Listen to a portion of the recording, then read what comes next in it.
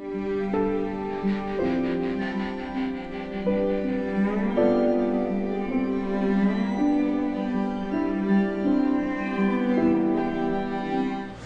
know we did the AFI screening the other night, and to have a lot of people from AFI there, it was great for me as a screenwriter because they sort of saw it from the inside out. They sort of were able to ask the questions that were about process, and you knew that they'd been through the process as well. So that's. I feel like AFI definitely has a special air of respectability too. Yeah, it's very true.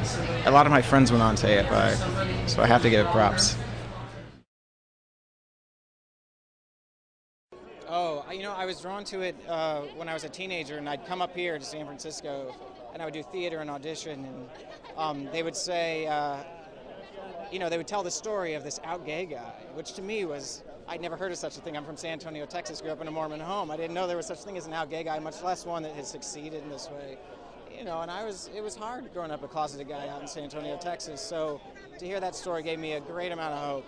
And that was, Harvey's whole thing was to give that sort of hope. So, it stuck with me. In a way, I feel like I owe my life to Harvey, and to be able to put that message back out there again means so much. I mean, this day, it's going to get me teary-eyed. This day is really very special to me. It had to be here. The premiere had to be here.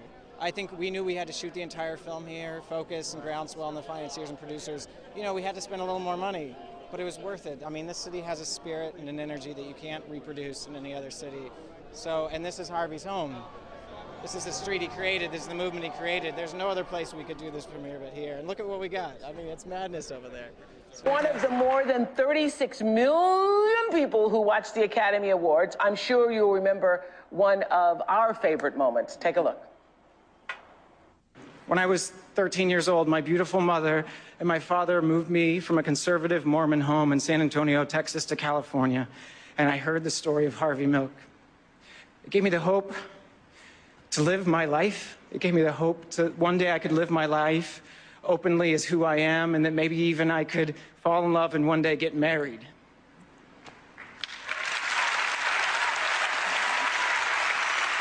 I want to thank my mom, who has always loved me for who I am, even when there was pressure not to. But most of all, if Harvey had not been taken from us 30 years ago, I think he'd want me to say to all of the gay and lesbian kids out there tonight who have been told that they are less than by their churches or by the government or by their families, that you are beautiful, wonderful creatures of value. And that no matter what anyone tells you, God does love you, and that very soon, I promise you, you will have equal rights federally across this great nation of ours. Thank you. I got goosebumps again. Little hairs on my head rose.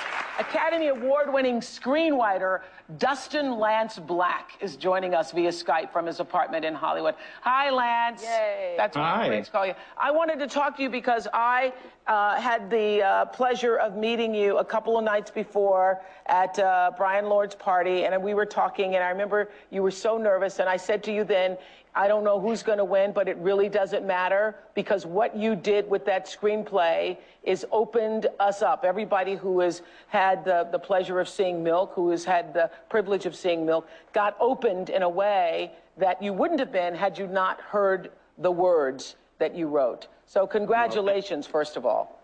Thank you so much. Thanks. No, you really saved me that night. I was so nervous, and I don't know what you did, but you sort of shocked me out of the nerves, and No, Lance, was really helpful. What was interesting is your expression on your face. I didn't know what Oprah was saying to you because I was off to the side. And I said later, what were you saying to him? Because you looked at her, your expression was like, really? Do you really think that? What did her words mean to you that night? I was always curious about that.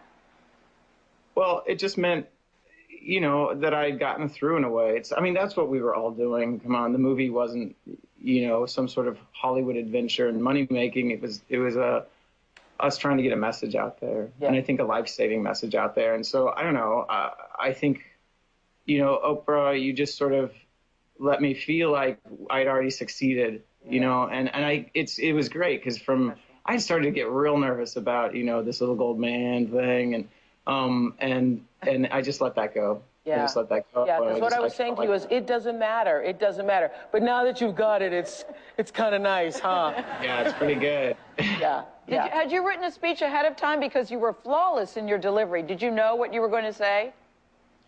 I had an idea. First off, I didn't know that there was a chance I'd be up there. But I had an idea, and I just thought, in this country right now, statistically, 1 in 3 kids who are gay and lesbian still attempt suicide. And I know that place, and I know those feelings. And I thought, if Harvey was up here, what would he say? And I thought it was my responsibility just to sort of pay it forward. Harvey's story really did save my life when I was 13, and I heard it for the first time. And I heard there was such a thing as an out gay hero for the first time. And I just wanted to pay it forward. Well, tell us about that moment you won. I talked to Sean Penn the next day. First of all, I love the fact that director Roger Goodman had a shot of Sean Penn watching you. So Sean watching you receive this award, because every actor knows you're nowhere without the screenwriter. You're nowhere without the words. And then the next day, Sean was saying, when we did our live thing on stage at the on the Oscar stage, that there's that moment when your name is called. And oh, yeah. Yeah. You had that moment when your name is called. Well, I'd always like in the past watched, the Academy Awards show, and you see people like do that exhale, and I always thought it meant like they were celebrating and they'd accomplished something, and how exciting, what a relief. No. That exhale is, oh my God, I'm about to get up in front of millions of people and fall on my butt. So, and now I gotta say something. Yeah, now I got to say something, and I was just sort of trying to gather myself and not do that and not mess up, and I tried my best. Boy, that's a scary moment. You did a good job. Sean described it as like a car wreck, right? Yeah, he did. He did say it like a car wreck. Is your Oscar nearby? Is he nearby? Thank you. Beautiful. What a great job. Great job. Dustin Lance Black. We'll be right back. Bonjour, Caitlin.